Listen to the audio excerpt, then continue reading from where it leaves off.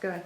Okay, I'm here pitching my idea of what I hope to be a three-part documentary, with the first episode being on ancient Egypt, because this is what I've been looking forward to for the whole of the course, and it allows me to show off what I feel I've improved, which is my editing techniques, because I feel like I've become a lot more thorough in how to do it. Competition I decided on as the first thing to do because I wanted to get that bit out of the way, and it was for rain dance because it offers me the ability to submit a documentary. It also offers me the ability to submit a feature length or a short documentary depending on how long it's going to run for. So I am prepared, and I know it costs £70 to enter it for the 17th of May deadline if it is a feature length, as there is the chance it might be. It also runs from the 25th to the 6th of October, which I feel, if it's the quality I want it to be, which by that deadline it should be, it offers it a lot more exposure to a wider audience. These were my original questions from the first survey I sent out. Now, because I had this in my mind for a long time, I already knew it was going to be a historical documentary. When I asked the question of which three would you, out of the three, which would you prefer, the majority of people surprisingly chose ancient Egypt, and I honestly wasn't prepared for it. I was expecting to be doing the Roman one, because to me that was the bit that I was most infused about. But yeah, ancient Egypt became the most popular choice, so I had to change from being ready to present a documentary on Rome to being on Egypt. The age group that was most chosen was the 18 to 24-year-olds. However, I did decide that I was going to make it aimed from my age of 20 to 25, because I feel like a documentary, I can only make it as interesting as possible due to the fact all this information is already out there.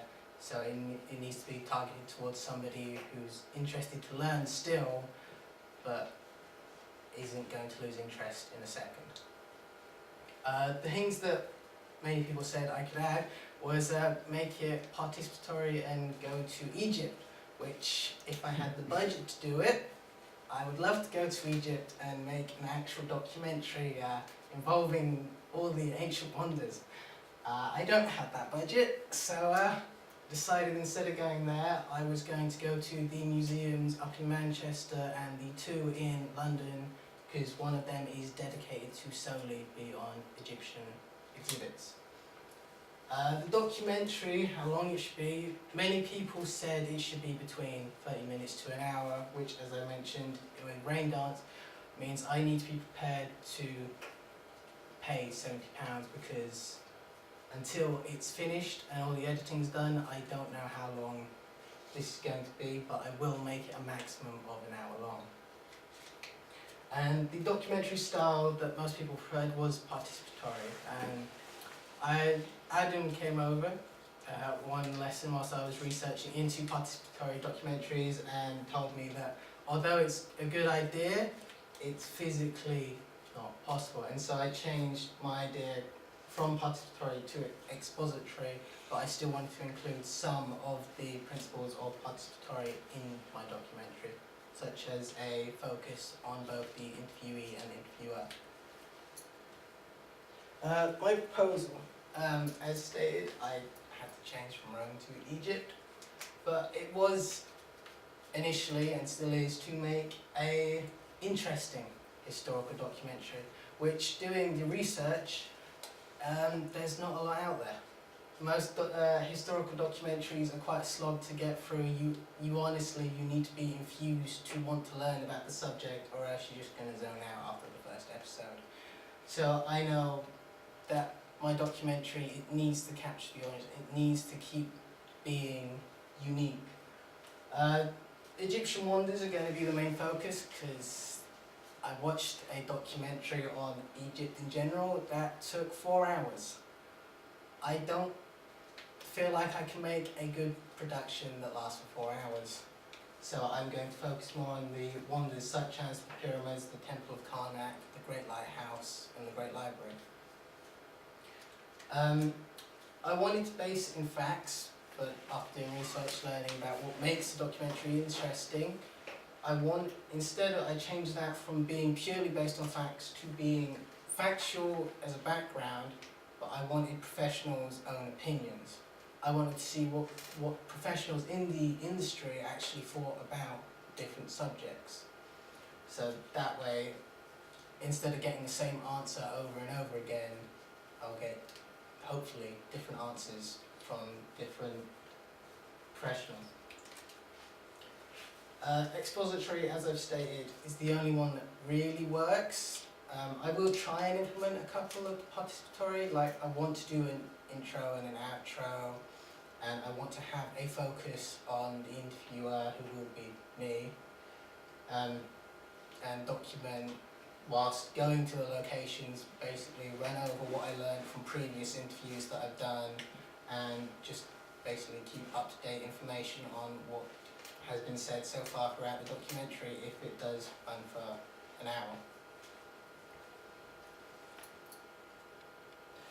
The target audience of 20 to 25-year-olds, because it's a younger audience than many who do watch documentaries, because during research that is 30 and upwards. It needs to be eye-catching, it needs to be different than your average documentary, but it also means that instead of going for teenagers, younger adults will actually, if it catches their interest, they will pursue it. They won't just be done with it in a second. It's also, after doing some digging, the younger audience is what the TV market is actually trying to recapture.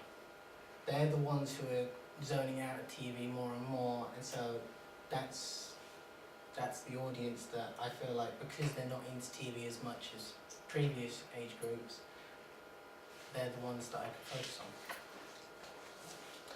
on. Here I have the statistics from the analytics that are produced each year. These are the most recent ones from BBC and ITV. BBC, whilst I was looking at it, the first bar actually shows adults in general. Obviously, every adult as a whole still watches BBC and the likes of Sky, which is the other broadcasting TV channels, and ITV. But the younger audience, as you can see, actually uses the TV set for other things, such as Netflix and YouTube. So after Braindance, putting my production on YouTube, I feel like that means I can capitalise on this younger audience that aren't using TVs as live television anymore.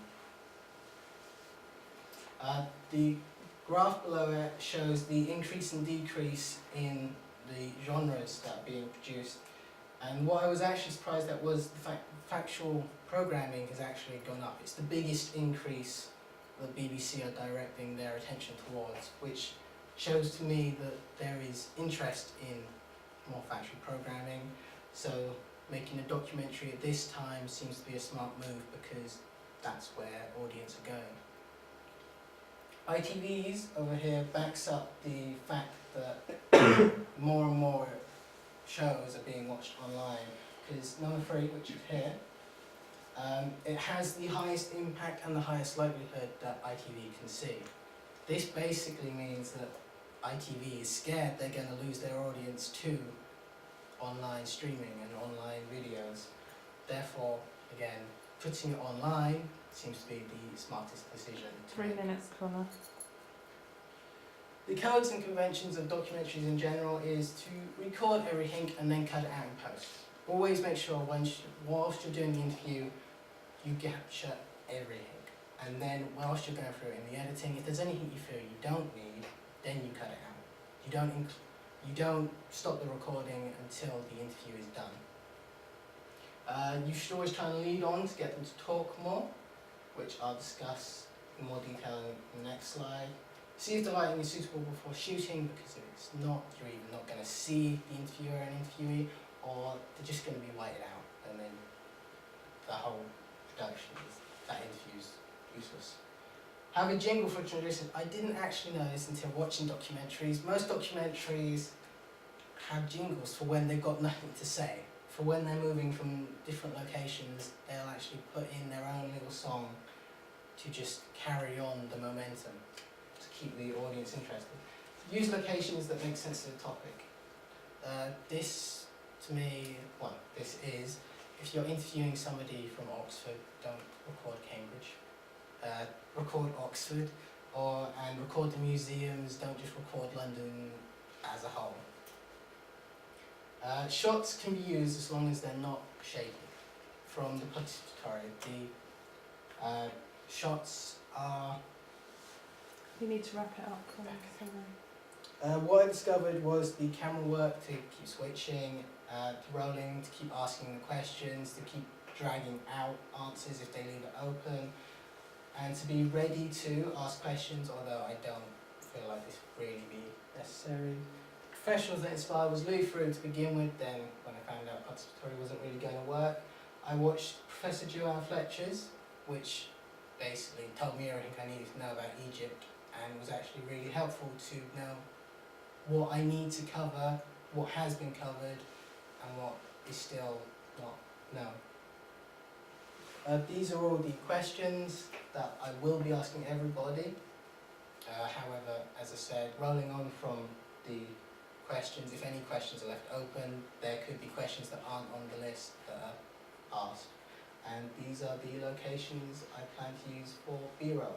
The British Museum, the train stations that I travel to and from, if I do intend to have a participatory feel, the journey, and the universities of Cambridge, Manchester and Oxford. Any questions? Okay, next caller. I have a few queries, a few questions. From this, I know that you know how to make a documentary. Fine.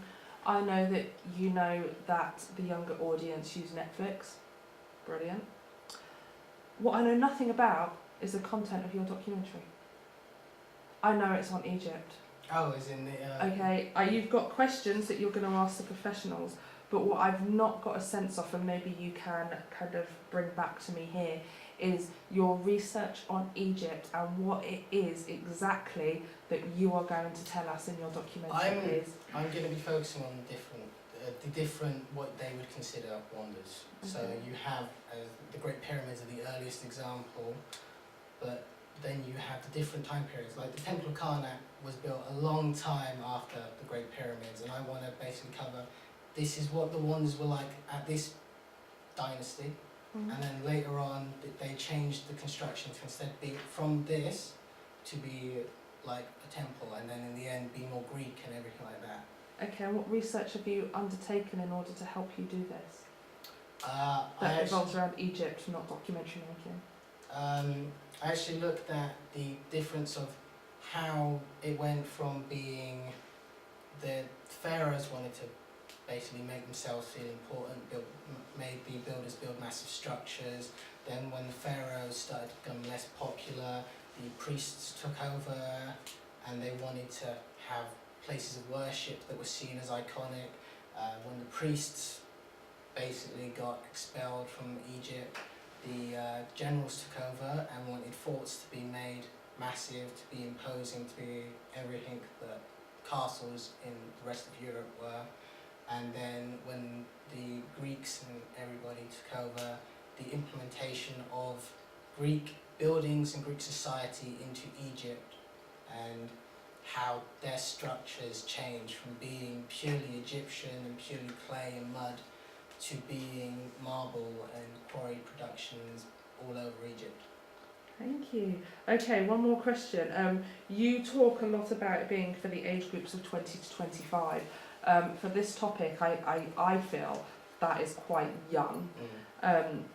You also talk about how you know that from previous examples of Egypt and documentaries on Egypt, they're boring, and that you understand you have to make it interesting. How are you going to make it interesting for a 20 to 24-year-old? I hope to add more personality, because from previous documentaries that I've seen, it is very much point camera, shoot, that's it. I hope to add the personality of me into the documentary, as well as have it be a more natural setting for my interviewees, so that they open up a bit more, so that they have more of their own personality instead of just reciting the facts to me. I want it to be more opinion based than them just telling me the facts that I already know.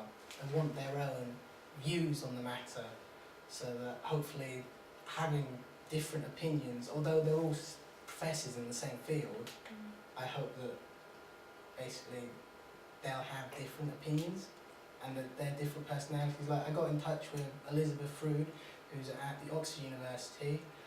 She's a very nice lady, and she also offered to help me interview her students, and so that will be another avenue to actually get people who are still studying the subject to give their own views on it. Thanks, Connor.